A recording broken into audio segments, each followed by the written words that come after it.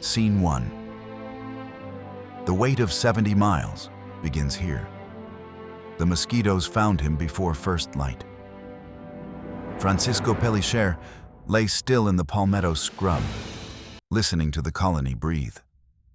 The slow, sick breathing of a place where more than half the people who had arrived in ships 9 years before were now in the ground. He did not move. He had learned, in the way a man learns things that cost him everything, that stillness was survival. When the sky turned the pale gray of a fish's belly, he rose. He said goodbye to Margarita without saying a word. He kissed his children while they slept, pressing his carpenter's thumb to each cheek as if memorizing their faces. He told her he was checking the drainage ditch in the north field. She looked at him with the exhaustion of a woman who had survived 9 years of Florida and did not ask questions. Perhaps she knew. Perhaps she did not want to know. At the sawgrass edge, he met Juan and Antonio as planned. 3 men, only what they could carry. No weapons beyond a belt knife.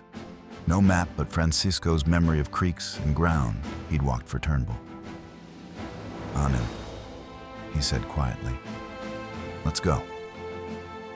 They did not speak of what would happen if the overseers found them before nightfall. The road north, if it could be called a road, was more rumor than fact. A track pressed into the sand by the occasional British supply cart, swallowed on either side by cabbage palms and live oaks draped in Spanish moss so thick it muffled sound. The morning air was already thick with heat, the kind of damp Florida heat that sat on a man's shoulders like a hand pressing him down.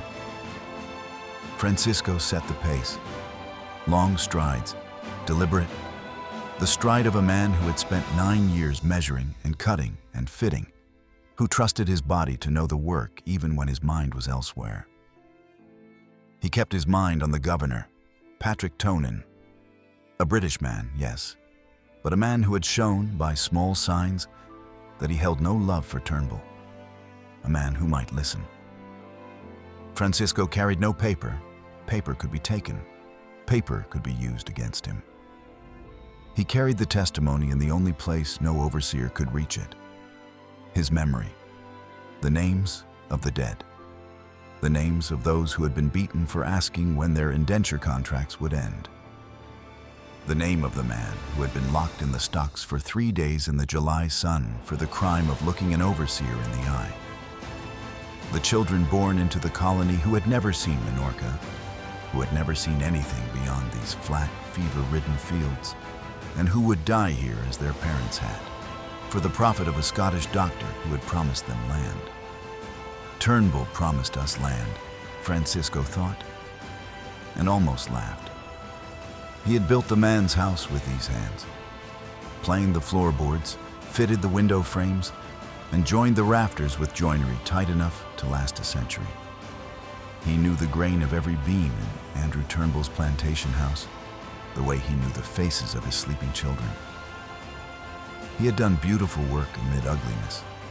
He had not let them take that from him, the knowledge that he was good at the thing he did.